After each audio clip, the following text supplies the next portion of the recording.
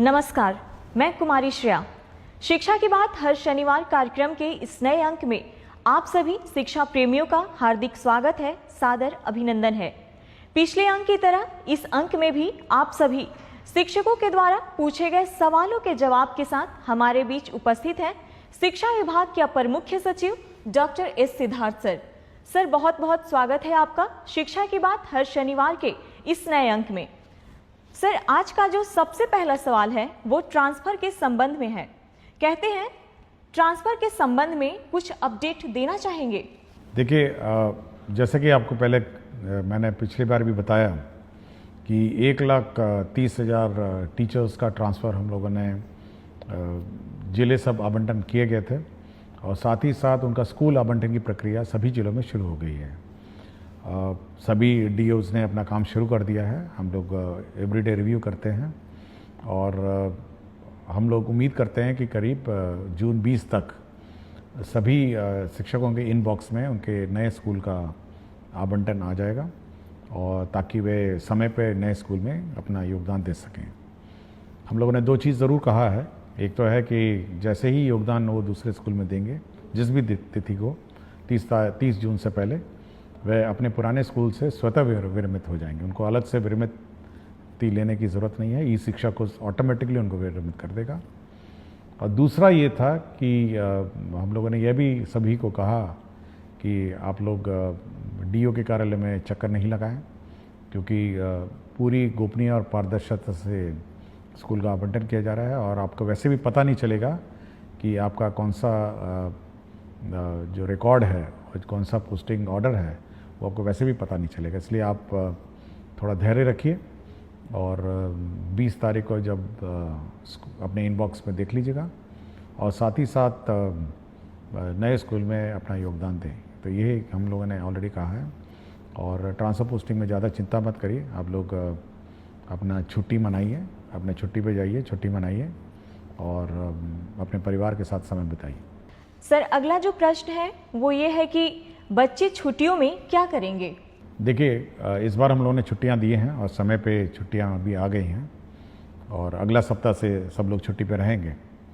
बच्चे दो चीज़ें कर सकते हैं, या तो अपने माता पिता के साथ विभिन्न स्थान घूम सकते हैं, और जो गांव में बैठे हैं, जो गांव में ही रह गए, उनके लिए हम लोग समर कैंप चला रहे हैं। और समर कैंप में विशेषकर जो क्लास 5 और क्लास 6 के जो बच्चे हैं उनके लिए समर कैंप है और इसमें मैथमेटिक्स, गणित, टीएलएम जैसी गतिविधियां हम लोग उस गांव में हम लोग कराएंगे। तो जो बच्चे घूमने जा रहे हैं अच्छी तरह घूमें और जो बाकी बच्चे बच गए हैं वे समर कैंप में भाग लें और अपना गणित और टीएलएम के माध्यम से मतलब शिक्षा विद जॉय, मतलब खुशी खुशी अपना कोई लें। दूसरा है कि हम लोगों ने, आपको जानकारी होगा, हम लोगों ने होमवर्क भी सभी कक्षाओं के लिए वेबसाइट में डाला है और सभी स्कूल के जो टीचर्स हैं वो डाउनलोड करके बच्चों को अपना होमवर्क लिखवाएंगे। तो जब भी आपको समय मिले तो बच्चे अपना होमवर्क करें और अभिभावक से अनुरोध है कि वे बच्चों को अपना होमवर्क करने में मदद करेंगे।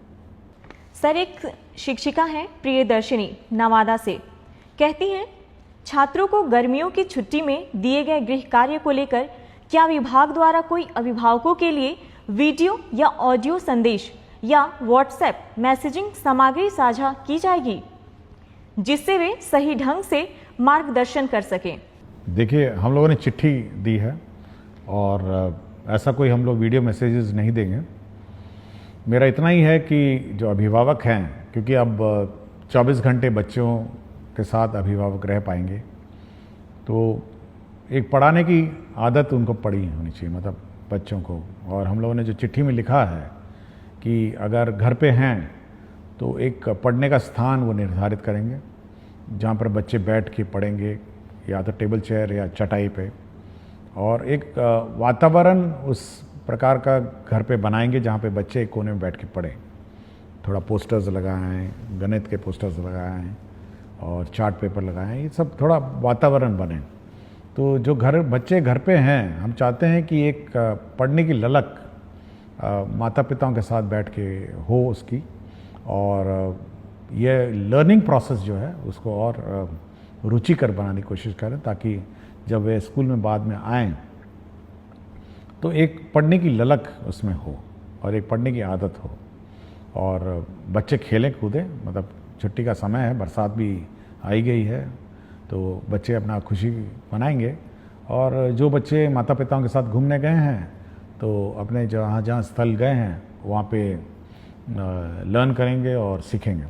हम लोगों ने होमवर्क भी इसी प्रकार दिया है कि जब आप बाहर जाएंगे तो किस प्रकार के गतिविधि और किस प्रकार की चीज़ें ऑब्ज़र्व करेंगे और उसका आप रूपरेखा अपने होमवर्क में लिखेंगे। तो जब लौटेंगे तो आपका होमवर्क टीचर देखेंगे, चेक करेंगे, और आपने क्या आनंद और क्या आपने खेल कूद किया है इसके बारे में पूछेंगे। तो ये खुशी का माहौल होना चाहिए माता पिताओं के साथ, टीचर्स के साथ, अब बच्चों के साथ, कि वे छुट्टी मनाएं। सर अगला प्रश्न है कि नमस्कार सर मैं एक डाइट व्याख्याता हूँ। सर हम लोगों की छुट्टी से संबंधित अक्सर अलग अलग आदेश निकाले जाते हैं और उस आदेश के तहत हम लोगों को आर्थिक, शारीरिक के साथ साथ पारिवारिक समस्याओं का सामना करना पड़ रहा है। जैसे 3 दिन से अधिक की छुट्टी प्राचार्य स्तर से नहीं बल्कि निदेशक महोदय के स्तर से होगी। सर हम लोग मानसिक उत्पीड़न से गुजर रहे हैं, कृपया समाधान करने की कृपा करें। देखिए, अभी कुछ दिन पहले जो SCRT के डायरेक्टर ने पूछा कि सर स्कूलों में तो बंद है, क्या हम लोग ट्रेनिंग समर वेकेशन में कराएं नहीं कराएं। तो मैंने उनसे स्पष्ट कहा कि जब सब स्कूल बंद हैं, सब टीचर्स बाहर हैं, तो आप किस चीज़ का ट्रेनिंग कराएंगे।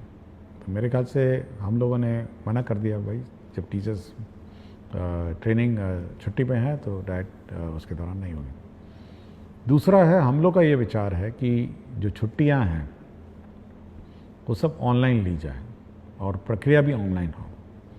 टीचर्स की जो प्रक्रिया है हम लोग ने स्पष्ट कर दिया है कि ऑनलाइन होगी, और आपको जानकारी होगा कि कुछ ही दिन पहले हम लोगों ने एक गाइडलाइन इशू किया है जिसमें स्पष्ट किया है कि किस प्रकार की छुट्टी कौन स्वीकृत करेगा और कितने दिनों में स्वीकृत करेगा। तो छुट्टियां स्वीकृति में स्पष्टता होनी चाहिए, ये हम लोग का मत है। टीचर्स के लिए हम लोगों ने कर दिया है, तो डाइट के लिए भी हम कर देंगे। सर अगला सवाल कुमारी निधि प्राथमिक विद्यालय सुहाग किशनगंज से करती हैं। कहती हैं, एसीए सर को मेरा प्रणाम। महोदय, मेरे विद्यालय में शून्य निवेश पर एक निपुण बाल मंच कोना बनाया गया है जिसमें बच्चे अपने मन की करते हैं और अपने द्वारा लिखी हुई कविताएं, कहानियां, अपने द्वारा हस्त निर्मित वस्तुएं और जो भी उन्हें मन करता है वह वहां पर बनाकर प्रदर्शित करते हैं। क्या ऐसा निपुण बाल मंच कोना हर विद्यालय के लिए तैयार किया जा सकता है?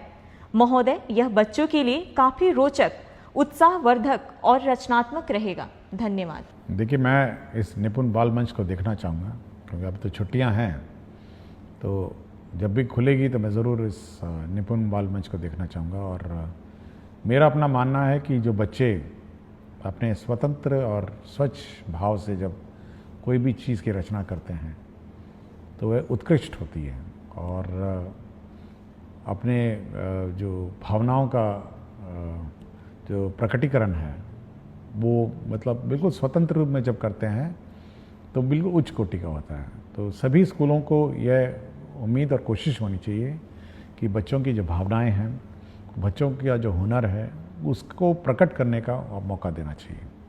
और मैं ज़रूर इस विद्यालय में इस मंच को देखना चाहूँगा जब भी मुझे समय मिलेगा। सर अगला सवाल, मैं एक भुक्तभोगी डाइट व्याख्याता हूँ। सर मुझे जानना है कि एक शिक्षक या व्याख्याता कितने घंटे तक बिना थके पूरी ऊर्जा के साथ पठन पाठन का कार्य निर्बाध रूप से जारी रख सकते हैं। सर हम लोग सुबह 8 बजे से प्रशिक्षण शुरू करते हैं और 6:30 तक ये चलता रहता है। सर विगत कुछ वर्षों से इस तरह का थकाऊ, उबाऊ और नीरस प्रशिक्षण देते देते हम लोग ऊर्जा विहीन हो चुके हैं। कृपया मार्गदर्शन देने की कृपया करें। देखिए, बड़ी चिंता का विषय है। मैंने और मेरा अपना मत है कि जो भी टीचर है जब तक वो एंजॉय नहीं करेगा अपना टीचिंग प्रोसेस को तो कुछ नहीं डिलीवर करेगा, खड़ा रहेगा, रूटीन वे में कुछ पढ़ाएगा। तो हम लोग की कोशिश है कि फर्स्ट हाफ में रीडिंग राइटिंग और ये सब जो भारी भड़कम टीचिंग है वो होनी चाहिए, और सेकंड जो पार्ट है जो लंच के बाद है उसमें रोल प्लेज होना चाहिए कि टीचर को कैसे पढ़ाना है, स्टूडेंट्स को कैसे इंटरेक्ट करना है। तो हम एक बार फिर से इसको रीलुक करेंगे छुट्टियों में कि कैसे पाठ्यक्रम पढ़ाए जाए, क्योंकि हेवी पाठ्यक्रम पढ़ा के आप डिलीवर नहीं कर सकें। और हम लोग का उद्देश्य जो है बेसिकली डाइट का वो सब्जेक्ट पढ़ाना नहीं है। हम लोग का उद्देश्य यह है कि बच्चे कैसे पढ़ाया जाए, बच्चे अध्ययन कैसे करेंगे और बच्चों का जो एक्टिविटी है वो कैसे हो, इस पर ज़्यादा ध्यान है। नॉट कि बैठ के फिजिक्स पढ़ाएं, केमिस्ट्री पढ़ाएं, ये हम लोग का काम नहीं है। इसलिए इसको एक बार डिज़ाइन करेंगे, और जब भी समर वेकेशन के बाद डाइट और एससीईआरटी के कोर्सेज शुरू होंगे तो एक नए लुक में हम लोग इसको लॉन्च करेंगे। सर, एक शिक्षक हैं संजय यादव, उत्क्रमित मध्य विद्यालय कोडरा हाता, हथवा, गोपालगंज से। कहते हैं, महोदय, आपके द्वारा अभिभावक शिक्षक संगोष्ठी के लिए एक कैलेंडर जारी किया गया है। अभी से पूर्व भी संगोष्ठी का आयोजन कई मर्तबा किया जा चुका है, पर संगोष्ठी से संबंधित प्रधानाध्यापक और प्रभारी प्राचार्य के नाम से जो पत्र कल के डेट में आपकी तरफ से निर्गत हुआ है, वह हमें यह सीख देती है कि किसी आयोजन अथवा मौका को अत्यंत महत्वपूर्ण कैसे बनाया जाता है। क्या इस मौके पर हम अपनी कक्षाओं के बच्चों का मासिक मूल्यांकन रिपोर्ट अभिभावकों को बता सकते हैं, ताकि हमारे बच्चे का अपडेट अभिभावकों को मिल सके? देखिए, आज शनिवार है और आज छुट्टी से पहले संगोष्ठी के लिए संबंध में मैंने पत्र लिखा था। इसमें देखिए, ये जो पेरेंट टीचर मीटिंग है ये बहुत महत्वपूर्ण मीटिंग है, और इसमें इसीलिए मैं इसको बहुत महत्वता देता हूँ और इसीलिए मैं अपने दस्तखत से इसको निर्गत करता हूँ। देखिए, इसमें बच्चों का क्या प्रोग्रेस रहा है यह टीचर को बताना होता है। जो क्लास टीचर होती है उसको बताना होता है कि आपका बच्चा ठीक है, आपका बच्चा पढ़ाई में थोड़ा कमज़ोर है, घर पे पढ़ाइए। उसके प्रोग्रेस के बारे में पेरेंट्स को बिल्कुल स्पष्ट होना चाहिए। मैथ्स का, फिजिक्स का, रीडिंग है, सब है। तो ये बिल्कुल बहुत ही महत्वपूर्ण है, और अगर यदि बच्चा समय पे स्कूल नहीं आता है तो माता पिताओं को उसको बोलना भी पड़ता है। तो ये एक बहुत ही इम्पॉर्टेंट फोरम है जहाँ पे माता पिता के साथ टीचर इंटरेक्ट करते हैं, बच्चे के शैक्षणिक कार्यों के बारे में चर्चा करते हैं। देखिए, स्कूल में तो टीचर गाइड करते हैं, लेकिन घर पे माता पिता गाइड करते हैं, और एक बहुत महत्वपूर्ण गाइड करने का एक माध्यम है। इसलिए माता पिता को भी पता होना चाहिए कि उनका बच्चा क्या कर रहा है, स्कूल में कैसी पढ़ाई कर रहा है, क्या उसकी रुचि है। तो ये बहुत महत्वपूर्ण कार्य है। और हम लोगों ने आज जो लास्ट पेरेंट टीचर मीटिंग है छुट्टी से पहले, वह इसीलिए किया कि बच्चों को पता होना चाहिए कि स्कूल ने उनको होमवर्क दिया। हो सकता है माता पिता को नहीं पता चले कि आज होमवर्क भी दिया है, या पेरेंट्स को क्या करना है, समर कैंप के बारे में वो जानकारी देंगे, और पेरेंट्स को क्या छुट्टियों में बच्चों के साथ करना है, इसके बारे में गाइड करने के लिए ही आज जो पेरेंट टीचर मीटिंग का आयोजन किया जा रहा है। तो वो इसी का महत्वपूर्ण एक अंश है। सर, अगला सवाल रवि शंकर दास, यूएमएस खरुधा प्रखंड, ठाकुरगंज, जिला किशनगंज से करते हैं। आदरणीय एससीए सर, हमारे विद्यालयों में प्रत्येक शनिवार को जिस प्रकार बैकलेस सैटरडे में विभिन्न प्रकार के एक्टिविटीज को शामिल किया गया है, उसमें योग को भी समाहित करने की कृपा की जाए, जिससे हमारे बच्चों को योग का लाभ प्राप्त हो सके। देखिए, बैकलेस सैटरडे में कुछ तो हम लोग फिक्स्ड आइटम्स हैं, कुछ तो हम लोगों ने ये जारी कर दिया है, और आप वेबसाइट में नया बैकलेस सैटरडे के गाइडलाइंस देख सकेंगे। इसके अलावा स्कूल पर ये हम लोगों ने छूट दी है कि योग करें या जो भी सिखाना चाहे, क्योंकि अगर हम लोग कंपलसरी कर देंगे, यह संभावना है कि वहाँ लोकल टीचर नहीं मिलेंगे। तो यह स्कूल पे छोड़ दिया गया है कि इसके अतिरिक्त जो करना चाहें और जो एक्टिविटी करना चाहें तो वो कर सकते हैं। और योग बहुत अच्छी बात है, और बहुत सारे स्कूल कराते भी हैं। तो बैकलेस सैटरडे में बिल्कुल फ्रीडम है, जो करिकुलम है उसके अतिरिक्त है। डिज़ास्टर पे बात होती है, संगीत के बारे में बात होती है, स्पोर्ट्स के बारे में बात होती है, और बच्चे को जो की चीज़ रुचि और जो क्यूरोसिटी है उसके बारे में बात होती है। इसलिए हम लोग बिल्कुल छूट दी हुई है, ये बिल्कुल टाइड अप सैटरडे नहीं है कि यही करना है और इसी पर काम करना। सर, एक शिक्षिका है बेबी कुमारी गोनवा पोवारी उच्च विद्यालय से, कहती हैं सर क्या हर महीने होने वाली अभिभावक शिक्षक संगोष्ठी के लिए कोई एकीकृत रिपोर्टिंग प्रारूप या पोर्टल विभाग उपलब्ध कराएगा जिससे सभी विद्यालय एक समान रूप से रिपोर्ट भेज सके? देखिए, इतना रिपोर्ट अगर आने लग जाए तो हम लोग का तो विभाग बिल्कुल का सर चकरा जाएगा, और ज़्यादा रिपोर्ट हम लोग को चाहिए भी नहीं। हम लोग देखिए, हम लोग ये उम्मीद करते हैं कि अभिभावक और जो शिक्षकगण उस स्थानीय स्तर पर समस्याओं का समाधान करेंगे, स्थानीय स्तर पर अपना हल निकालेंगे। अब हर चीज़ हम रिपोर्ट लेके, हर चीज़ हम अगर इकट्ठा करने लगे तो उसका कोई हल हम नहीं निकाल पाएंगे।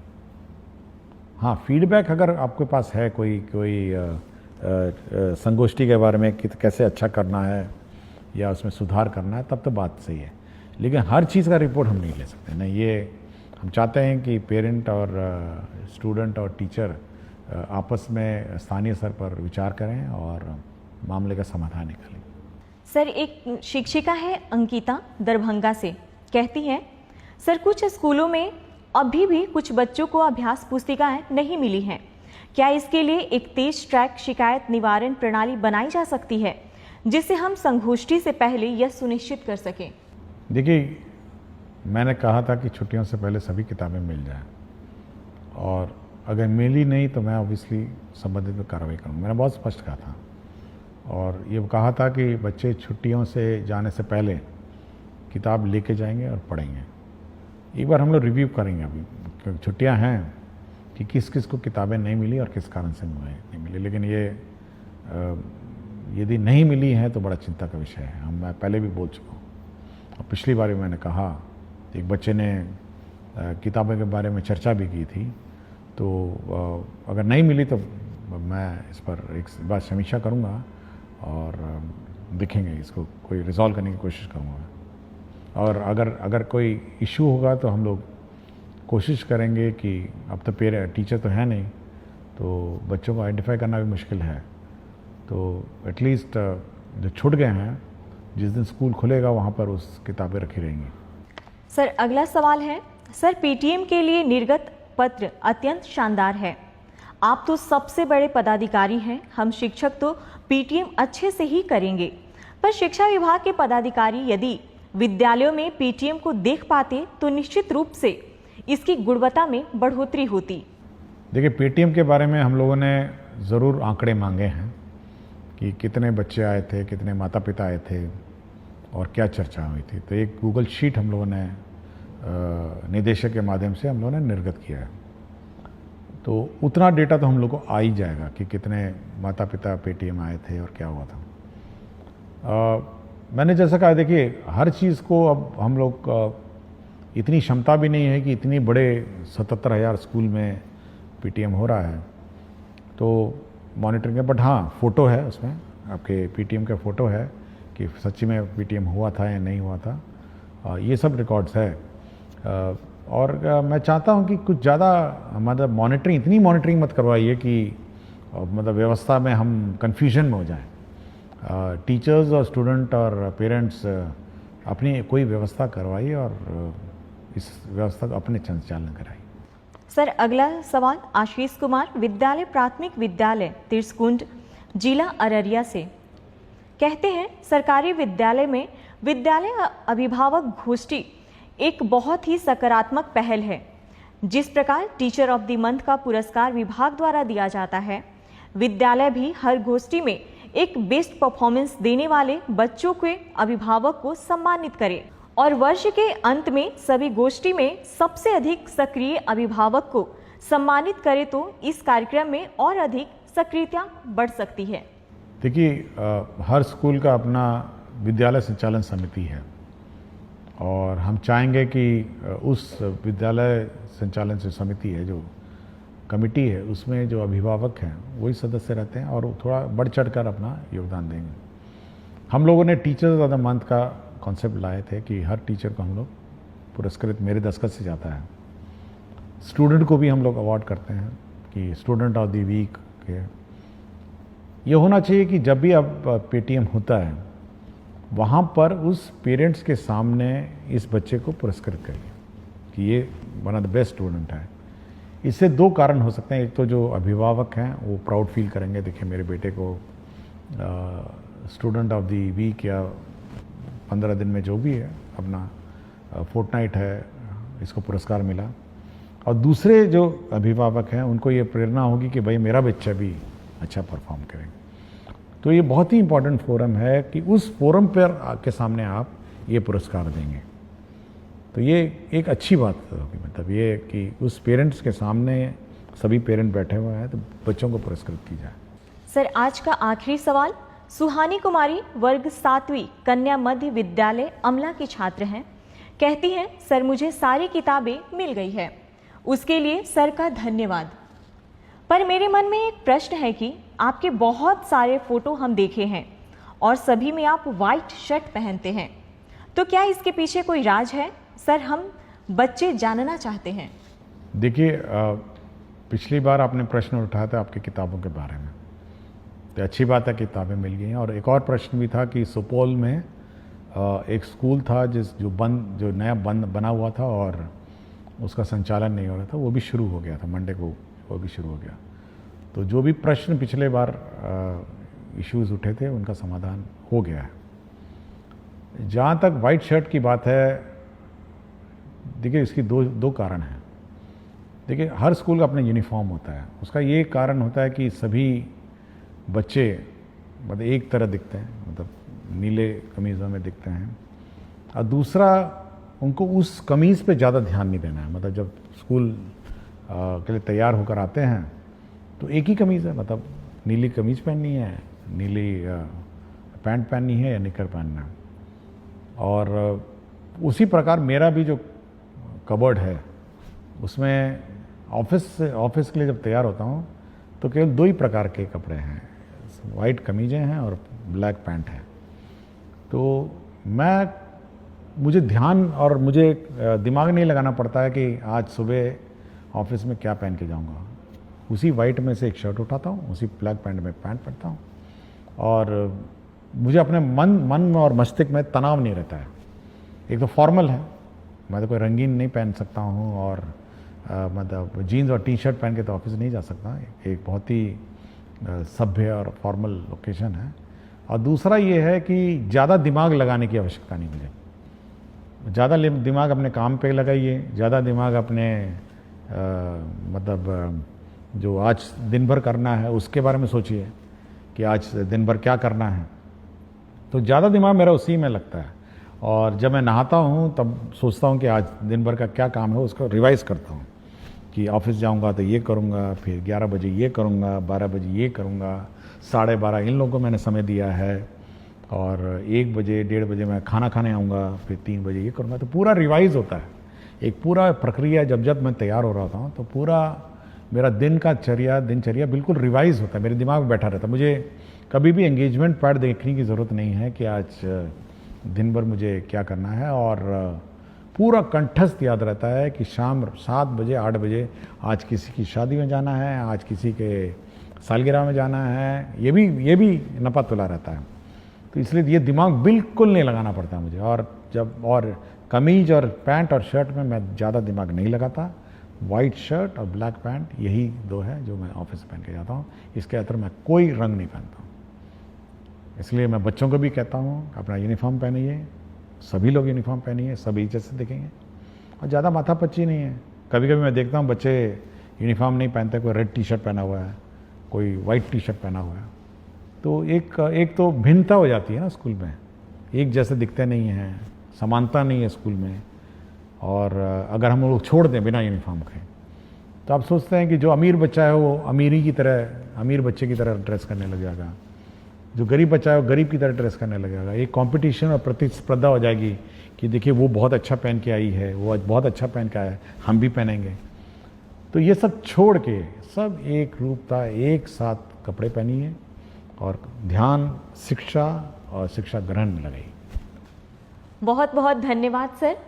शिक्षा की बात हर शनिवार कार्यक्रम के अगले सप्ताह में आप सभी शिक्षकों और बच्चों के प्रश्नों के साथ फिर से मिलेंगे। धन्यवाद।